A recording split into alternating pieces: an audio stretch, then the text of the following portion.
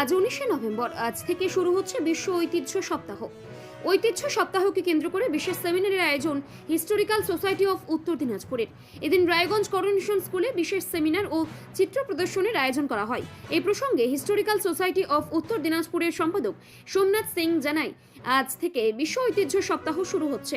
সে কারণে আমাদের সংস্থা জেলার ঐতিহ্য তুলে ধরতে বিশেষ সেমিনারের আয়োজন করেছে। সোমনাথ বাবু আরও কি জানালেন শুনুন। নাম সোমনাথ সিং, আমি হিস্টোরিক্যাল সোসাইটি অফ উত্তর দিনাজপুর সংস্থার সম্পাদক পদে রয়েছে। আপনারা জানেন যে আজ 19 তারিখ, আজকে থেকে শুরু হচ্ছে বিশ্ব ঐতিহ্য সপ্তাহ। আমরা জেলার ঐতিহ্যকে রক্ষার ডাক দিয়ে সেই সম্পর্কে একটি সেমিনার কর্মসূচি এবং একটি চিত্র প্রদর্শনীর আয়োজন করেছি এবং সেটি রায়গঞ্জ করোনেশন উচ্চ বিদ্যালয়ে আমাদের এই প্রোগ্রামটি এখন হচ্ছে। এবং যারা একাদশ দ্বাদশ শ্রেণীর শিক্ষার্থী রয়েছে তাদেরকে আমরা জেলার যত ঐতিহ্য আছে সেই ঐতিহ্য সম্পর্কে প্রথমে ওয়াকিবহাল করা এবং সেই ঐতিহ্য সংরক্ষণে শিক্ষার্থীদের কি ভূমিকা থাকতে পারে সেই বিষয়ে তাদেরকে আমরা বলছি। এবং এরপরেই আমাদের প্রোগ্রাম আছে হেমতাবাদ আদর্শ উচ্চ বিদ্যালয়ে।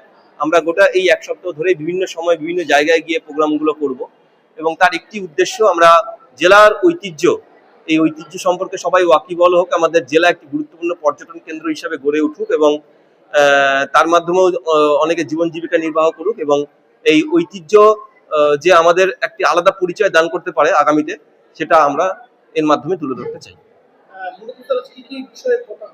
আজকে আমরা মূলত, যেহেতু আজকে থেকে শুরু হচ্ছে বিশ্ব ঐতিহ্য সপ্তাহ, তার জন্য আমরা জেলার যত ঐতিহ্য আছে, টেনজিবল এবং ইনটেনজিবল হেরিটেজ, সেই বিষয়ে ছাত্রছাত্রীদের একটি ধারণা দিলাম এবং সেই ঐতিহ্য কি করে সংরক্ষণ করা যায় এবং সেই ঐতিহ্য সম্পর্কে কি করে আমরা আমাদের চেনা পরিচিত লোকদেরকে যদি আমরা বলি, গিয়ে বিষয়গুলোর গুরুত্ব সম্পর্কে যদি বলি, তাহলে তারাও বিষয়গুলো সম্পর্কে জানতে পারবে এবং শিক্ষার্থীরা সেক্ষেত্রে শিক্ষার্থীদের ভূমিকা কি হতে পারে সেই বিষয়ে তাদেরকে বললাম এবং তারাও বেশ আগ্রহ সহকারে শুনলো এবং তারাও অনেক প্রশ্ন করলো এই বিষয়ে।